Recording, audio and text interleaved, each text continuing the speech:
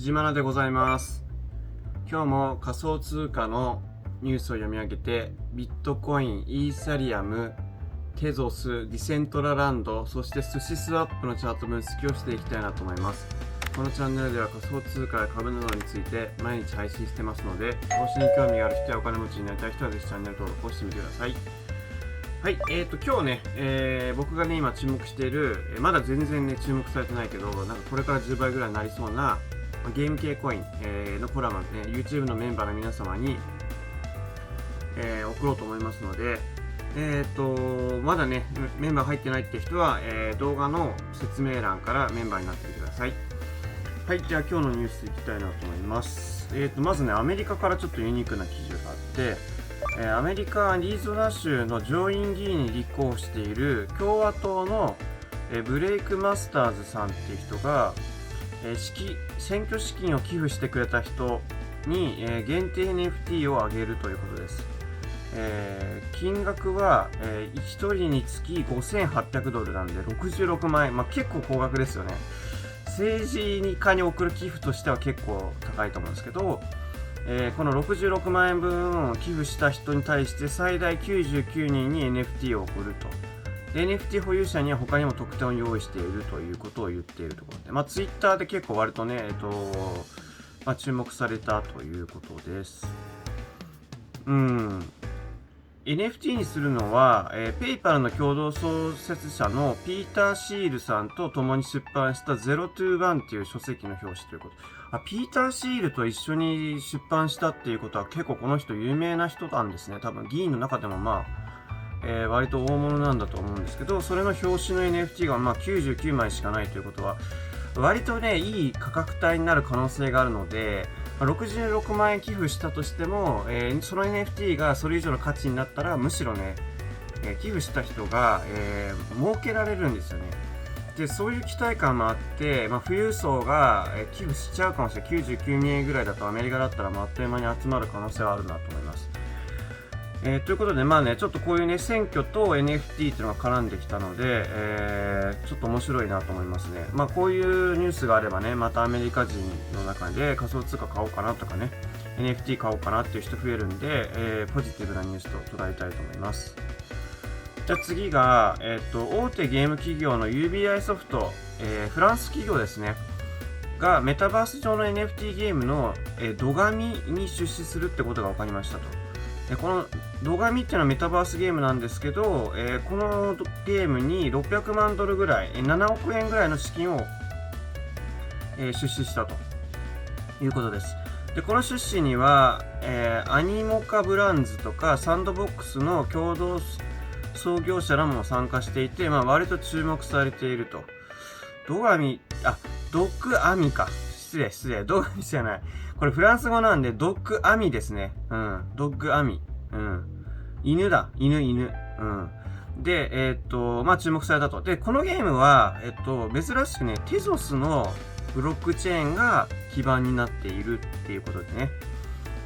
これもプレイトゥーアーンということで、遊んで稼ぐことができるゲームらしいので、ちょっと稼ぎたいゲームとか探してる人はね、このドッグアーミー、注目してもいいんじゃないかなと思います。僕ももうちょっとこのドッグアーミーについて調べてみようかなと思います。はい、ポジティブなニュースですね。次が、メタバースとブロックチェーン掛け合わせたディセントラランドが高級ファッション NFT 電子市場の UNXD と提携してファッションウィークを開催するということです。この中にはドルチェ&ガッパーナが NFT コレクションのコレジオーネ・ゲネッシーを発売して6.5億円の売り上げを出したりとかね、結構そのファッション系の NFT としては結構有名らしいんです。でも NFT 市場は今90何%がオープンシーなんで、もうほぼオープンシー独占なんですけど、ちょっとその毛色が違う NFT 市場っていうのが出てきていて、そのうちの一つがこの UNXD っていうところなんですよね。これなんか読み方あんのかな、書いてないけど。で、そことこれファッションウィークをするということでね、ディセントラランドの中でファッションショーを鑑賞したり、展示されるバーチャルのファッションアイテムを購入したりすることができるところでした。で、ファッションウィークは3月24日から27日なので、まだ3ヶ月ぐらいあるということです。まあ、これもユニークな記事ですね。もちろんポジティブにしたいなと思います。はい。じゃあ今日もね、ビットコインのチャート分析する前に、僕がちょっと面白いなと思った、ツイッターの、記事をね、紹介していきたい記事というかツイートを紹介していこうかなと思うんですけども、テックデブさんですね、またね、ビットコインの週足の平均足ローソク足っていうのがあるんですね。まあ、日足とかの平均をローソク足にしたもの。そうするとね、値動きが小さくて実体線ばっかりになるんですけど、これが面白くて、前ね、爆上げた時、1万ドルぐらいから6万ドルぐらいに爆上げた時は、RSI がダイバージェンスを起こしてるんですね。で、今も RSI がダイバージェンスを起こしていると。ということは、今から爆上げするような相場来るんじゃないかってことが言いたいそうです。これ面白いですよね。ちなみにね、平均足ローソク足は、国際的にも平均足キャンドルって言われてて、日本語が採用されてるんですね。これはね、他の人が全然見てなかった平均足ローソク足で面白いですね。こういうのを見ても、やっぱり今からね、3月4月ぐらいに向けて爆上げ相場がね、来そうな感じに見えます。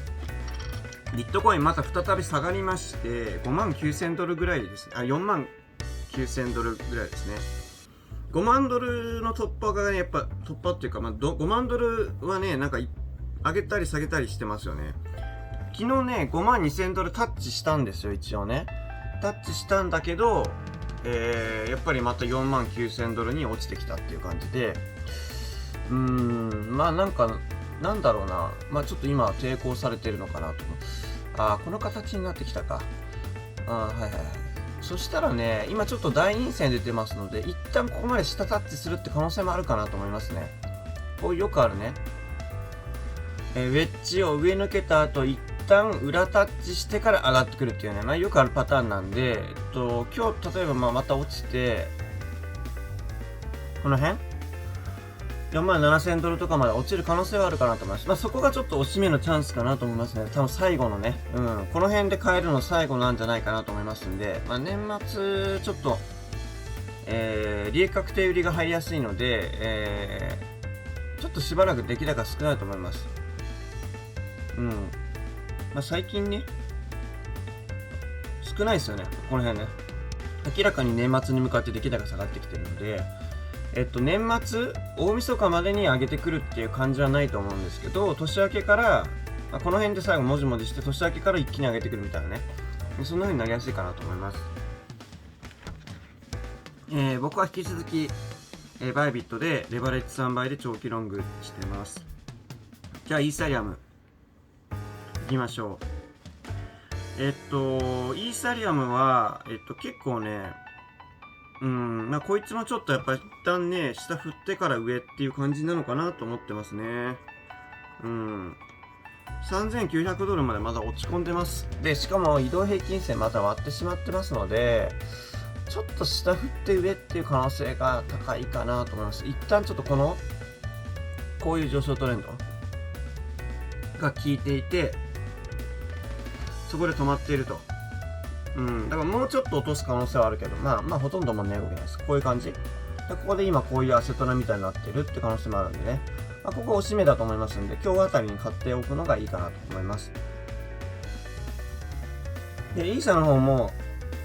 出来高下がってますよね。やっぱりアルトコインもちょっともう年末の手締まいムードになってきているという感じなんで、年末まで爆上げるってことはないと思います。やっぱり年始から大きく上げてくる相場になるかなと思っております。僕はバイビットでレバレッジ3倍で引き続きロングしてます。じゃあ今日ね、ドッグアミ、に、採用された、テゾスですね。テゾスが 4.7 ドルなんですけど、あんまりちょっとこいつはね、しばらく調子良くないですよね、正直ね。一旦この辺まで9ドルぐらいまで上げて、一旦3ドルまで下げて、3分の1下がってきて、今反発してきているんですけど、重要なね、この下落トレンドを突破しようとしてるので、もしここを突破したら買っていってもいいと思います。突破せずにまた落ちてくるって可能性もあるので、今買うんじゃなくて、実体戦レベルでしっかり明日以降に上抜けてから勝っていくっていうのがいいかなと思います。まあゲームに採用されたっていうことは結構ファンダ的にはかなり、美味しいので、ちょっと買ってもいいかなと僕もちょっと思いました。テゾス。はい、じゃあ次ディセントラランドですね。3月にファッションショーを開催するディセントラランドですけども、まだね、3.6 ドルまで一旦落ちましたね。こんな感じで、こいつは今なんだっけな、こういう多分平行チャンネルなんですよね。なんでまあ、押し目と捉えて、今のうちから少しずつ買っておくのがいいのかなと思います。まだ底値圏なんで、買ってもいいと思います。まあ今 3.5 ドルで最高値が6ドルなんで、まあ最高値に戻るだけでもね、2倍取れますので、この辺買ってもいいかなと思います。じゃあ今日久しぶりにね、寿司行きましょう。寿司スワップは、まあ、デックス系のコイン最近元気がないので、だらだら下がり続けてるんですけど、今日ちょっと大きく跳ねて 11% ぐらい跳ねました。で、8.4 ドルなんですね、今ね。ここです。で、寿司はずーっとこうね、長期的に下がり続けていて、こういうディセンディングトライアングル描いてますので、ここに上に抜けない限りは、まあかなり厳しいと思います。だから、今買う価値はないんだけど、このディセトラを否定してきて上に抜けてきたら買ってもいいかなと思います。ちなみに年明けにね、僕ちょっとね、寿司屋さんで、この寿司スワップで、お支払いをする寿司屋さんに行こうと思って、行く予定があるんですけど、だからちょっとそろそろ買わなきゃいけないなと思ってるんですけど、まあちょっとそういうユニークなね、カモインなんでね。そうね。ちょっと厳しいか。寿司スワップっていうデックスね、取引所が人気にならない限りやっぱこいつ上げにくいので、ちょっと厳しいかな、今はね。今はちょっとそんなに、寿司には流れきてないっていう感じ。やっぱユニスワップとかが有力なんでね。まあ、ディセトラ上に抜けたら買いでいいと思います。はい。というわけで今日もね、仮想通貨の、チャート分析とニュース配信やってきました。今日の動画役に立ったって方はぜひチャンネル登録と動画のグッドボタンをお願いします。そして1月11日に僕の著書が、発売します。そしてね、事前予約を Amazon でしてくれた方と限定で、藤間の2022年の仮想通貨戦略っていうね、コラム読めますので、来年も投資する人はぜひね、1650円かかって申し訳ないんですけど、Amazon で予約して買ってください。そして動画説明欄に僕がおすすめしている仮想通貨取引所を載せてますので、ざっと見て、持ってない取引所があったら、新しく登録してみてください。キャンペーンでね、仮想通貨がもらえる取引所とかもありますので、ぜひ登録してみてください。最後までご視聴ありがとうございました。藤原でした。また明日。仮想通貨投資をやるなら動画の説明欄にあるバイビットも必ず使った方がいい取引所になりました。もともと世界第2のデリバティブ取引所として FX がメインだったんですけど、最近は40種類以上の仮想通貨の現物取引もできるようになりました。将来的にはね、バイナンスと肩を並べるような総合的な世界トップクラスの取引所になるらしいです。入金方法は他の日本の取引所から仮想通貨で送るっていう方法ができるんですけど、もう一つは、KYC 認証、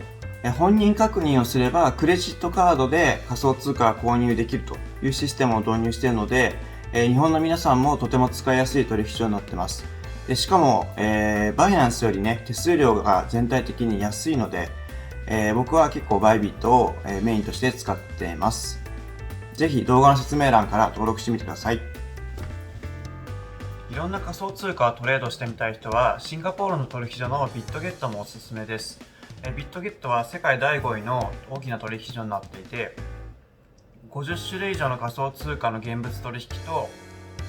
20種類以上の仮想通貨の FX 取引ができます。特に FX 取引は上級者のトレードをそのままコピーするっていうコピートレード機能。コピトレがあって、それがなんとね、ワンタップでできるっていうのが便利です。動画の説明欄のリンクから口座登録すれば500円相当のドルがもらえるのと、手数料が永年 10% オフになります。そして、初めて入金した人は 5% のキャッシュバックがあって、最大ね5500円分の US ドルテザーが、もらえます。ぜひ登録してみてください。動画を最後までご覧いただきましてありがとうございます。藤原の YouTube メンバーシップでは月990円で週に1回の投資に関するコラムを投稿しております。そして、月に1回僕に質問ができる質疑応答動画も投稿してますので、ぜひ入ってみてください。そして Twitter や Instagram の方でも投資に関する話や僕のプライベートなども投稿してますので、Twitter と Instagram ぜひフォローをお願いします。最後までご視聴ありがとうございました。藤原でした。